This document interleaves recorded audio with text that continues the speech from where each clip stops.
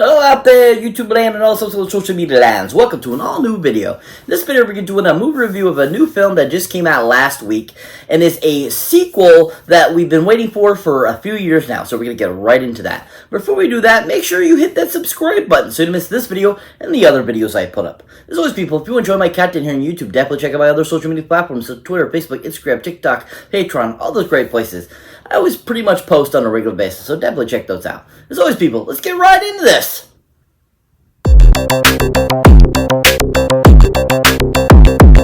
So welcome to an all-new video. So like I said before, we're going to be doing a movie review of a new film that just came out last week, and is a sequel in a long-running series that started back in 2010 called The Expendables 4.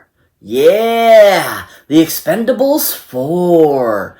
Yeah. So Expendables 4 is the fourth film in the Expendables series and universe, and is the newest version of this amazing ragtag team of basically mercenaries, if that's what you want to call them, with several new iterations to the group, along with several of the original members from previous installments. Now, of course, this is once again just one of those big, badass, macho man, action-packed type of films that's just so enjoyable, and really was surprising, because I wasn't too sure how I felt about it when I first saw the first trailer. And at the same time, I was kind of like, there's a few people they added, I was like, I'm not too sure about them. I don't think they're going to make the movie any better. I mean, they're okay, but they're not really the material I would feel to be a part of an Expendables film. So I had a lot of, not high hopes for this film, and actually, it blew me away. I was really shocked. I was actually surprised that it actually was as good as it was. I came out of the theater going, holy crap, that was actually a great addition to this series. I was really surprised. Now, this film happens to be directed none other by a guy that goes by the name of Scott Wagg. Yeah, Scott Wagg. Yeah. So Scott is known for directing action films, and has done a few other things over the years, and is a pretty decent director. I thought he did a good job with this film, even though it was very heavily CGI. He still did a great job of giving us a really great story, good action, and an all-around just really fun film that I thought was a good addition to the previous three films. And I know a lot of people hate 3 the most because it was a PG-13 rating. It wasn't the same high-caliber action like the first two films. This one, once again, brings that action back, which I was really impressed, and I'm glad that Scott did a good job at giving us that, amazing, full-on R-rated action type of film, which just made this even more fun. Of course, this film doesn't have all those great cameos like Arnold Schwarzenegger popping up, Bruce Willis, and stuff like that. But we do, like I said, have some great additions. And I think that Scott did a good job of, bringing this ragtag, amount of people together and giving us a really solid film. Now, another film he directed that I think is a really good film, and definitely you should check it out to see other action films he's directed, is a great film that stars John Cena and Jackie Chan that just dropped on Netflix a couple months ago, called Hidden Strike.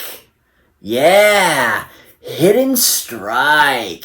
Yeah, this is a fantastic film. I was really impressed with it. I liked the action in it. I liked the whole concept of it. And I thought Cena and Chan were really great together and played a really good duo. Not as good as him and Chris Tucker, but I thought that John Cena brought a great kind of funniness to Jackie Chan's kind of seriousness character. And I thought they worked really well off each other. But it really showed how Scott did a really good job together, bringing another great action film to life. I mean, he had really great action stunts in it. He had a great feel of the story, and he just gave us a really simple but very concise story that was, nonstop action from beginning to end. And I just really appreciate what Scott did with the film. And he had a really good eye for the cinematic adventure of this film, especially because this film takes place out in, the desert area. And he really did a really good job of getting exactly, good point of views of where to go for where he wanted to do his action sequences, and I thought that he did a really good job with that. And it seems like he has a really good eye for action itself. Kind of like, what a stunt person would know so well. He had kind of that feeling, like the director of the John Wick films. He had a really good eye for really great action sequences, hand-to-hand combat, and even a lot of great car crashing sequences as well. And I really appreciate that in Hidden Strike. If you want to see something else Scott has done, definitely check out Hidden Strike. He did a really good job with it. I was really impressed. But overall, I really enjoyed what he did with Expendables 4. Like I said, I thought it was a great addition to the Expendable universe. I thought Scott did a great job. And just like with Hidden Strike, I thought he did a great job of giving us really great visuals in certain aspects. I mean, like I said, even though it was heavily CGI'd, he still had a really great scheme of where certain action sequences take place, especially on the boat sequence. He had a really good eye for, taking certain action sequences and having it centered on them, and I thought he did a really good job with that. If you haven't seen anything Scott Wag has done, definitely check out Expendables 4 in theaters now. He did a really fantastic job. So like I said, this movie has a great cast.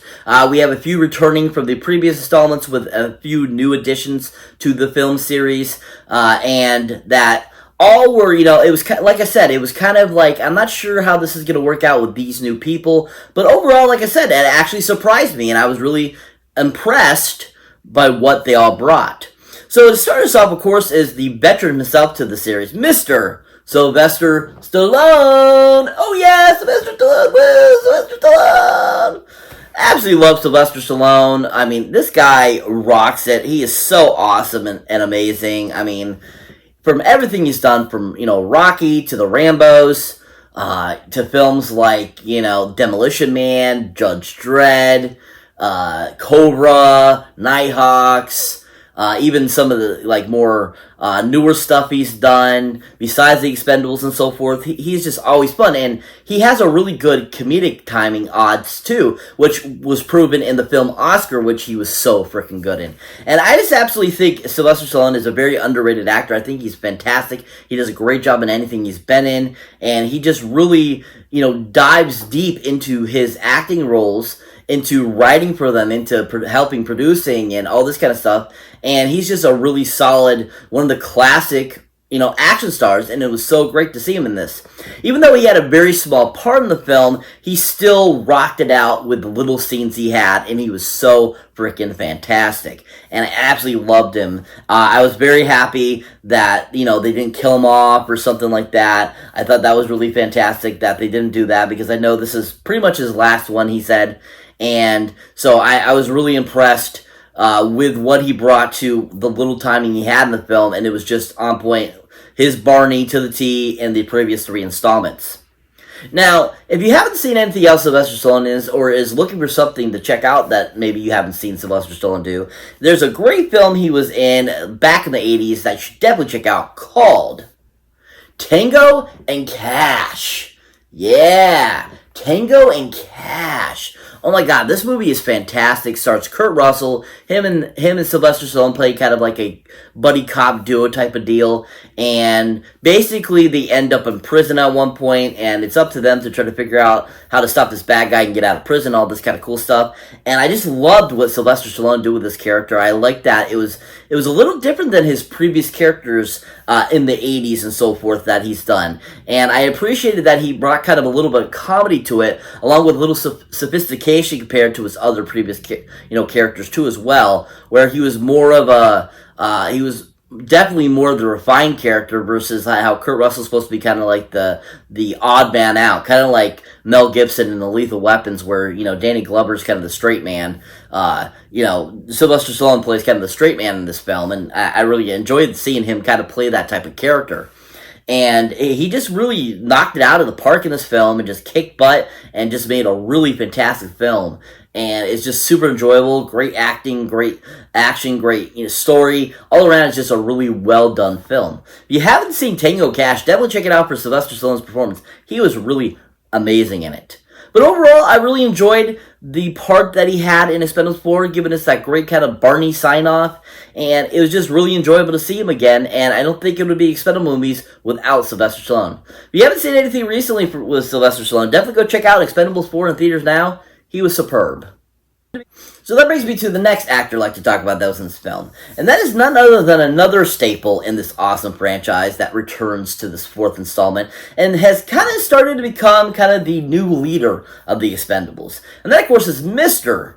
Jason Statham. Oh yeah, Jason Statham, woo, Jason Statham, yeah! So Jason Statham returns as Mr. Christmas, and he once again kicks butt. His action sequences are always fantastic. He always does an amazing job. And he is always so funny. Love his ideas. I love what he brings to his characters. It's that very kind of like British smitten type of ideology and thought process. And he just always plays the character T. I mean, the beginning of the film, how it starts out with him, he's absolutely freaking hilarious. And just shows that he's got some really good comedic chops to him besides being an action star. And I just really appreciated that. You know, Jason Statham brought a really great kind of a new roundness to Christmas's character a little bit in this film. Give us a little more idea of what's behind that, you know, basically amazing person with a knife kind of skill guy. I mean, I love the evolution that Christmas has gone throughout these films. And in this one, it really evolved to a new greatness. And Jason did a great job of bringing that to life. Now, if you're looking for something else to see Jason Statham in that maybe you haven't had or haven't watched in a while, is a great film that came out in 2018 that's based on a great book series. And I think is a really fantastic series. I absolutely loved him as his character, and he is exactly what I pictured the character to look like in the books. And that, of course, is a film called The Meg. Yeah, The Meg. Yeah. Oh my god, he is so fantastic as Jonas in this film series. I love him as Jonas. He is perfect. He looks exactly like Jonas looked in the books. And he was the perfect person to portray this character. And I absolutely love his character in this film. I love how he brought Jonas to life. I mean, his character definitely, it's similar to the character in the books, but definitely a little bit of more of Jason Statham himself. And I think that he still brings just fun to the character, played it really to the T, and just a really one of his best film series, besides like the Transporters and then pretty much anything he's been in. I mean, this movie series is probably one of my favorites of his, and he just does great as Jonas in this film. And if you haven't seen it, highly recommend check it out. Check out The Meg 2 as well, which just got released this year. I believe it's still in theaters. Definitely check that out as well. But definitely The Meg. Give it a whirl. It's on VOD. It's on, I believe, HBO Max and all that kind of stuff. It's totally worth the watch. Definitely check out The Meg, people. If you have not seen anything else Jason Statham's in, or looking for something new to see Jason Statham in, he was just really amazing in the film. But overall, like I said, I absolutely loved him in Expendables 4. It was great to see him again as Christmas. He was kick-ass, he was awesome, he was badass. I mean, he just was really cool in this film, and I love his relationship with all the different characters throughout the film, especially with Megan Fox, and I think that he just was really awesome in this role, and it was just fun to see him evolve from the other three films. If you haven't seen Jason Statham in anything recently, definitely go check him out in Expendables 4 in theaters now. He was awesome. So it brings me to the final actor I'd like to talk about that was in this film, and that is another longtime veteran of the series who is just an awesome action actor, and is always fun to watch. And that, of course, is Mr. Dolph Lundgren. Oh yeah, Dolph Lundgren, woo, Dolph Lundgren, yeah! Absolutely love Dolph Lundgren. I mean, from most of his portrayals in any movie I've seen him in, he's always badass. Loved him in He-Man, Master Universe as He-Man. He was so awesome in that character in '87. He's just been kick-ass in anything he's been in. He's always awesome. Plays great villains, plays great heroes, plays great anti-heroes. And just all around is just a fun, amazing action star who was always fun to watch. His version of the Punisher was amazing. His character in Little Showdown in Little Tokyo was amazing. I mean, this guy just rocks. And he, once again, brought a greatness to Gunner in this film. And I love that he's supposed to be sober in the film. And that's absolutely freaking hilarious. And kind of how it plays out through the film. And how it, how his drunkenness, messes with how good he is with his knife, with his shooting and stuff like that. And I just really enjoyed the evolution of Gunner in this film and where it's taken it from the first three films to this film. And I thought Dolph just did a really good job of bringing that to life and was, amazing with all the other characters in the film and just worked really well. And it was just a great rendition of that character. Now, if you haven't seen Dolph Lundgren or anything else or were looking for something else to watch to see him in.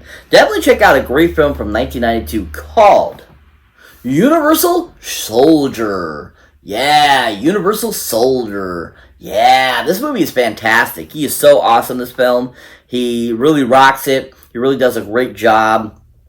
He plays a great villain, and him and Jean-Claude Van Damme work so well together in that film, and I just love their chemistry in that film. And Dolph just did a really good job of portraying this great evil character that goes kind of from, he's kind of definitely not level-headed to being completely out of control by the end of the film, and it's just a really great evolution throughout the film, kind of like how his Gunner character is in the Expendables series. And I just really appreciated what he brought to the character, showed a really humanization of the character, and, did amazing jobs with the character. The action scenes he did in that film and the stunts were amazing, and he just really kicked butt in it. If you haven't seen Dolph Lundgren or anything, definitely check him out in Universal Soldier. He was amazing. And overall, I really enjoyed seeing him again in The Expendables. He was a pleasure. He was awesome. He did a great job in this film as well, like I said before, and just was overall amazing. If you haven't seen him in anything recently, definitely go check him out in Expendables 4 in theaters now. He was superb. Just want to give a shout out to the other actors that were accompanied in this film. The new addition of 50 Cent, Andy Garcia, Megan Fox. They all were decent in the film and were really surprising. I knew Andy Garcia would do good. I love Andy Garcia. He always plays great villains, always plays great characters, and I didn't have an issue with him, but Megan Fox I just was not 100% sure about, or 50 Cent himself. I mean, I've seen 50 Cent in other things, and he was okay. And, Megan Fox, she was decent in the first two Transformers films, and Jennifer's Body. But other than that, I don't see her as an action star, and I just wasn't too sure about them two, really. And surprisingly, they both surprised me. They were actually really decent in it. They did a pretty decent job, and, they kept them really well to the T in the film and given us a really interesting new duo characters that added some, funness to the team. And I appreciated that, and I thought that they both did a decent job. Was really surprised by that. I wasn't too sure about it, and it actually ended up being a great movie. Really surprising. So, what is The Expendables 4 about? This time around, The Expendables go on a mission that goes haywire, and the aftermath of it is basically Christmas gets thrown out of the team, and it's up to him to go rejoin the Expendables on this new journey and to basically save the world from a nuclear attack that could start World War III. Really surprisingly good. The story was great. Everyone in it was really fantastic. The action was superb. The aerial views, the areas that they decided to choose for the film were really done well. But a lot of CGI. But overall, the CGI wasn't too bad. But the whole movie was just really surprisingly great and just a really great addition to the Expendables universe. If you have not seen it yet, highly recommend go check it out in theaters now. And 10 golden movie boxes up on it. Really worth the watch. Can't wait to add it to the collection.